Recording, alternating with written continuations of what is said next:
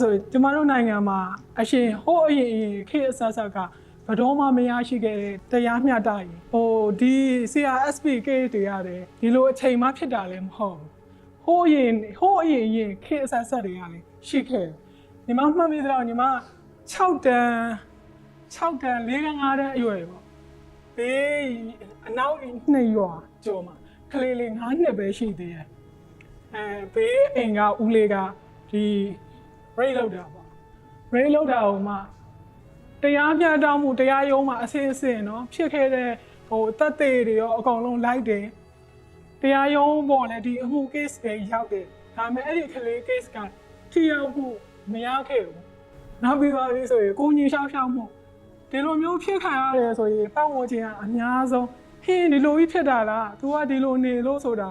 အဲ့လိုမျိုးများသောအဖြစ်ချေဖယ်ထားတယ်ပတ်ဝန်းကျင်တစ်ခုလုံးကဆွဲယူရမယ့်ဟာကိုသူ့အဝေးကိုပို့လိုက်တဲ့အတွက်ဒီကလေးတယောက်ရဲ့စိတ်ဒီအမျိုးသမီးတယောက်ရဲ့စိတ်အခုကတော့ကလေးသူငယ်မှမဟုတ်အမျိုးသမီးအသက်60ကျော်အခုနောက်ပိုင်းဒီလို case ကဖြစ်လာတယ်အဲ့တော့သူတို့တော့ကိုကြီးစောက်ရှောက်မှု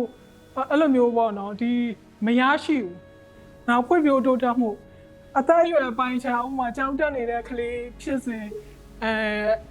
ကြီးစင်ငယ်လိုက်ပေါ့နော်အဲ့လိုမျိုးကလေးအဲ့လိုမျိုးဖြစ်တဲ့ case တွေဆိုရင်လည်းဖွံ့ဖြိုးတိုးတက်မှုဆိုတာမရအောင်ပတ်ဝန်းကျင်အများသောအားဖြင့်ကျင်ဖယ်ထားတဲ့လူအတိုင်းဝိုင်းနဲ့ဆွဲမသိတော့တချို့ဆိုစက်ပေးရှောင်နေနေအောင်မှာဆိုရင်ဒီအကာလေးပဲရှိတယ်ညာဘက်ကျရင်ဒီပိုကြီးကဒီလိုလာမယ်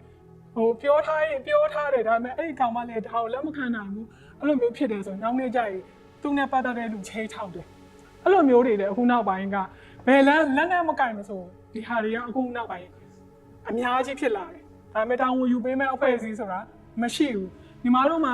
အစိုးရတရက်အဖေခေါ်စရာအစိုးရဆိုတာဘာမှမရှိဘူးဟိုးအရင်ကလည်းမရှိသလိုအခုလည်းမရှိခဲ့ဘူးကျမ်းမာရေးဒီလိုမျိုး case ဖြစ်ပြီးသွားပြီးဆိုရင်ဘယ်အဖွဲ့အစည်းကိုဆက်သွယ်ပြီးတော့ဘယ်လိုမျိုးကျမ်းမာရေးကိုညီမှုအဆောက်အအုံမှုရရမလဲဆိုတာမရှိဘူးဒါပေမဲ့ live ချိန်နေတာပဲညီမမဲဆောက်ရောက်ပြီး case တစ်ခုရှိရအဲ့ဒီ case ကအတန်းငယ်မတဲ့9နှစ်ပဲရှိသေးတယ်ညီမရဲ့အိမ်ဘေးမှာလာနေတာ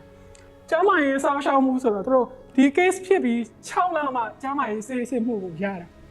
အဲ့ဒီကလေးဆိုအပြင်မထွက်ရဲဘူးအိမ်ထဲမှာပဲအမှောင်နေတယ်အပြင်လည်းတကားလည်းမဖွင့်ဘူးသူ့ကလေးကိုလည်းဘယ်အပေါ့ဝကျင်ထဲမှာမပေးတွေးတော့